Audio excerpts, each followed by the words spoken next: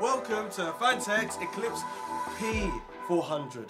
Now this is the glass edition. As you can see, it's got the red accents everywhere and the black as well. Here, here and here. Anyway, the thumb screws is pretty nice as well. They screw on there. It's got rubber inserts on the glass. The glass has got like an outline of black, and it makes it look pretty striking. It's really nice. You've got the top bit here, which is obviously the filter, and you can take that off and then you can just wipe it away and whatever. You can put 120mm fans at the top or 140s at the top, so you can put a 240 AIO water cooling or custom loop in there. At the top you will see a power supply button, and this basically changes colour as well to RGBs. And then I've got an RGB strip that came with it, which is at the top, at the back, and it doesn't connect like a 4-pin does, but it has the connector already for the case. On the top of the case as well, you've got a headphone jack, a microphone jack, and 2 USB 3s, and you also got a colour changing button as well, and you can hold it down and it will cycle through the colours, or you can hold it down, it'll be a static colour, or you can keep pressing it until you find your desired colour. On the right hand side of that, you've got a reset button which is underneath. On the back, you've got room for 120mm water cooling AIO unit or just a 120mm fan. And as you can see, you could probably get away with doing push-pull on this actual system as well. It's got lovely accents at the back, which is black and red, which looks really quite cool. It's got a bracket as well where you can tighten it and then put it out and then unscrew it with the thumb screws. But Phanteks do like machine screwing. Basically you need like a screwdriver to undo it. It's meant to be toolless design. But yeah, you have to do that anyway. Power supply went in really well. This is a Be Quiet 750 watt power supply. Cable management's really nice as well. You got nice little Velcro, like 3 Velcro strips that go into the back, so that's no problem whatsoever. You can do some nice tidy cable management with it. It's got an easy grille as well. It looks quite aggressive with the red accent on the front, but you can put it off and then you can add a further AIO water cooling or a 360, but taking the bracket out from the shroud, having a 360 on there, or you can have a 240 or a 120. It's got captive thumb screws on the side there, onto the side panel. No sound dampening or anything like that. It's got nice accents on the side there, which is red, so you can put in drives if you really want to, but who uses drives anymore?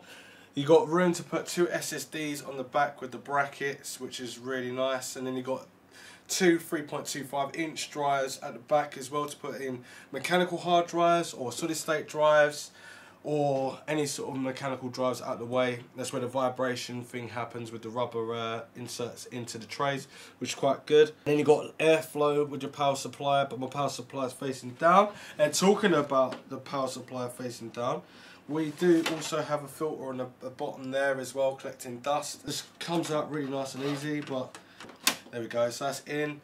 And you've got nice little rubber feet at the bottom and little standoff. If you have it on the floor or from a carpet, you don't get too much dust, but it's still around here, and obviously glass, it's pretty strong. And on the back as well, when I said you can put like an AIO water cooling unit on, you can also put a 120 on, like I said, but you can also lift the fan up and down. And due to notage by me and recommendations, when you're going to take the bracket out and stuff like that, just take note that it can go up and down. It's adjustable, so you can put your AIO or your fan on there, but if it's too low, you can't get the bracket back in unless you lift it up, and then it works, so it's no problem whatsoever. And then, as you can see, I had no problems getting an EPS connector in there. I've done this the most awkwardest, amateurish way that I could do it. I decided to put the strip up there at the top, and there's loads of little cutouts as well. Phanteks have really thought about it, because there's loads of cutouts for like the HD audio and USBs, USB 3s, and also the front IO power like system on the front there, and you've got loads for your 24-pin and just SATA connectors and stuff. It is an overall really nice case. It also comes with 2 120mm fans. At the moment you're thinking it's pretty loud, but actually I'm testing it for another review, which is the Antec Mercury 120 in there. That's going to be in another video or in a link in the description. But anyway, I've got some Akasa RGB strips in here. It was a bit awkward, so we'll talk about negativity now. The negativity is that I couldn't obviously screw down and the glass panel to the side because the RGB strip stuck out. Now if they gave you like 0.5 centimetre more, I could have had it flat out and hidden behind the actual black of the glass, so that would have been really easy, but I kind of folded it down and then done it that way. But talking about the thumb screws are really good because they've got rubber on the actual metal underneath, and it's also got rubber on the metal, which is like a stem that holds the actual glass together, so you can just put the glass and it hangs on there, which is a nice feature. Everything else is pretty like decent. It's pretty decent price for it as well, which I'm gonna leave in a link in the description down below. It's a really nice looking case.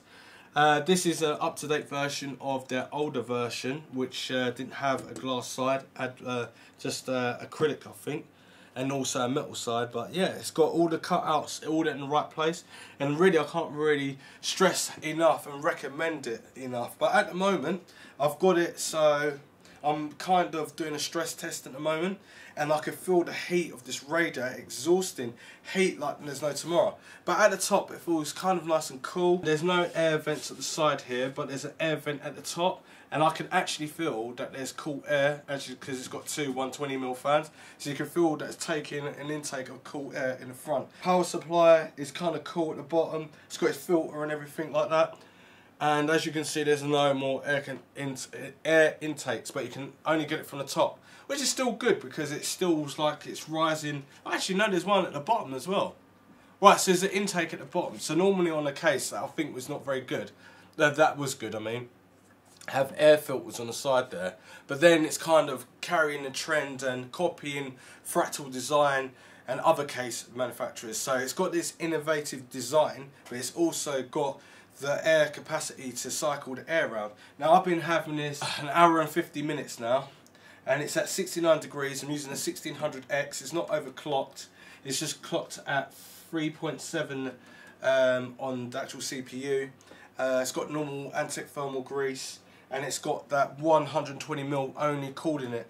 Everything is just being pushed and stressed to the maximum, and it's been running for that long, and at the moment I am not seeing a problem with this case. This case seems really nice. The cable management, you've got plenty of room for cable management and plenty of room to put big power supplies in. So basically I did have problems. I built this computer and it was all good, and then I had to take it all apart because it wasn't working. It just had the RGBs coming on the motherboard, and that was it. Then I took it out of the case and it still wasn't working.